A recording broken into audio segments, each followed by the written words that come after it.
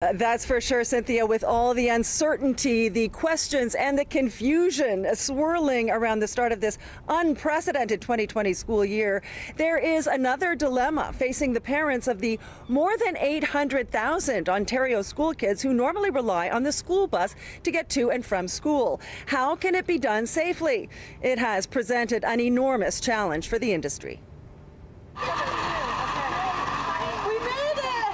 How many kids will be allowed per bus? How can they be socially distanced en route? Will there be enough drivers willing to work during this era of coronavirus? This is the thing that we're not going to know until we get really, really close to the date. All of these things have added up to a level of uncertainty that we've never seen before. And it's difficult to plan and finalize staffing when it's unclear if parents will even be prepared to put their kids on the bus.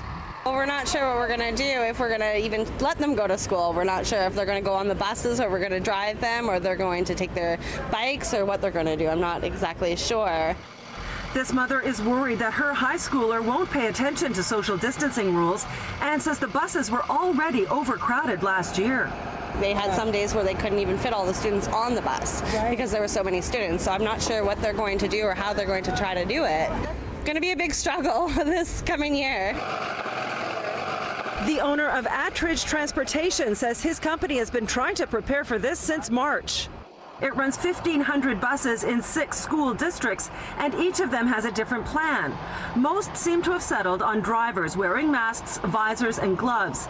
Kids will be encouraged to mask up as well.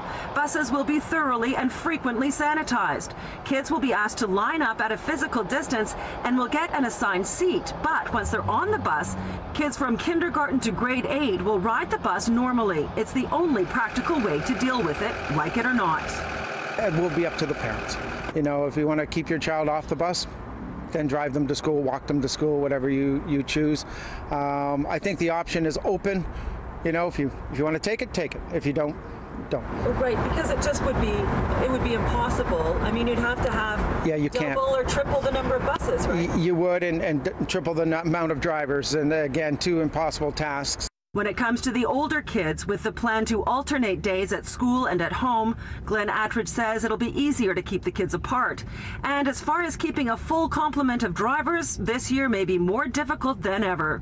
Driver retention is always an issue because it's a split shift during the day. Not everybody wants to do that type of work. So it tends to attract a lot of retirees, which is another issue we're facing because 60% of our drivers are over the age of 60, which automatically puts them into a high-risk category for contracting COVID.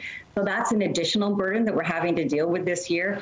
Attridge says they're working very hard to be ready and say they will be, but he does have a plea to parents. The first 2-3 weeks of school is always slow, parents. Just bear with us. It's slow. And this year more than ever. And this year more than ever, yes. School Bus Ontario and bus operators say they are all awaiting the results of a parent survey that school boards have sent out. That should give them a better sense of how many kids are going to be needing a ride, and they'll just have to take it from there.